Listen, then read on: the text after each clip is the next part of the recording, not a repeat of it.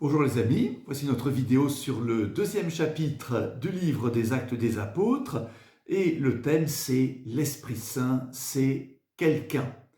Alors, c'est le grand discours de Saint Pierre le jour de la Pentecôte et j'en ai extrait quelques versets, verset 4, le verset introductif, et puis vers la fin du discours, les versets 36 et 39. Lisons. Alors Pierre, debout avec les 11 autres apôtres, éleva la voix et leur fit cette déclaration. « Vous, Juifs, et vous tous qui résidez à Jérusalem, sachez bien ceci. Prêtez l'oreille à mes paroles.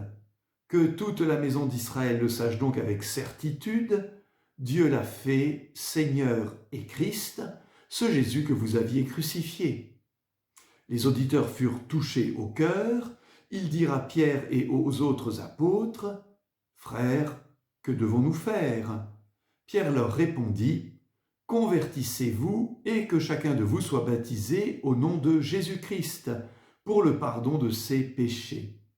Vous recevrez alors le don du Saint-Esprit, car la promesse est pour vous, pour vos enfants et pour tous ceux qui sont loin, aussi nombreux que le Seigneur notre Dieu les appellera. » Ce discours a lieu le jour de la Pentecôte. Nous rappelons que ce mot signifie cinquantaine, et en fait c'est une fête juive. La fête juive de la Pentecôte célèbre le don de la loi au Sinaï par Moïse, la loi donnée au peuple juif.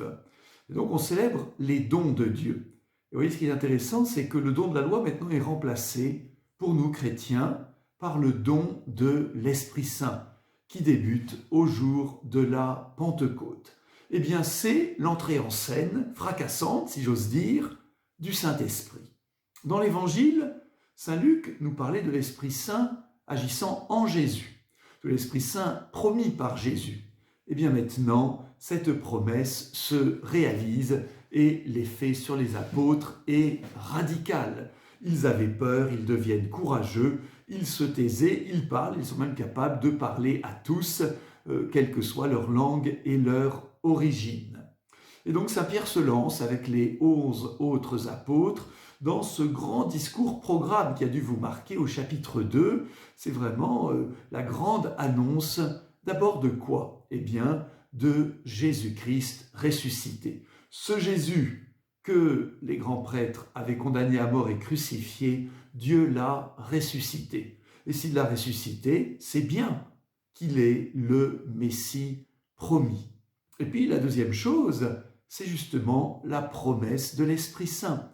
Cet Esprit Saint qui nous anime, nous les apôtres, il vous est aussi promis. Alors qu'est-ce qu'il faut faire? Eh bien, demander le baptême et recevoir l'Esprit Saint. Saint Luc vraiment nous fait découvrir que l'Esprit Saint, c'est quelqu'un. Nous faisons le signe de la croix au nom du Père et du Fils et du Saint-Esprit.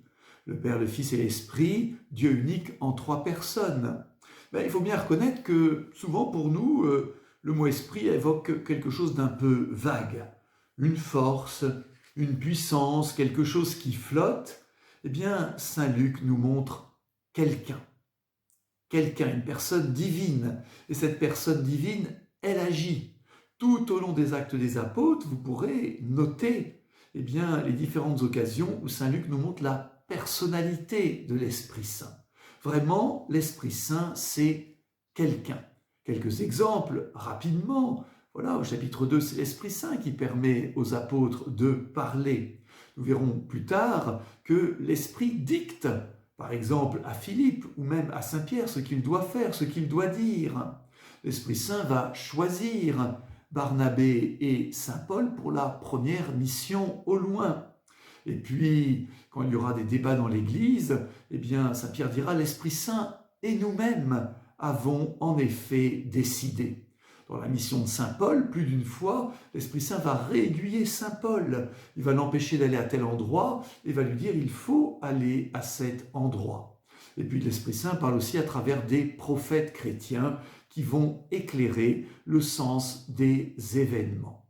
Alors vous voyez, Saint Luc vraiment nous fait découvrir que l'Esprit Saint, c'est quelqu'un, et il est, pourrait-on dire, avec Jésus ressuscité, le grand acteur des actes des apôtres. Et bien justement, notre question du jour porte sur l'Esprit Saint. Comment percevez-vous la présence de l'Esprit Saint en vous? Bonne méditation. Dieu notre Père, que ton Esprit Saint guide notre lecture de la Bible, comme au jour de la Pentecôte, que son souffle nous renouvelle et nous envoie annoncer Jésus vivant. Amen. Et bonne lecture du 3e chapitre. À demain.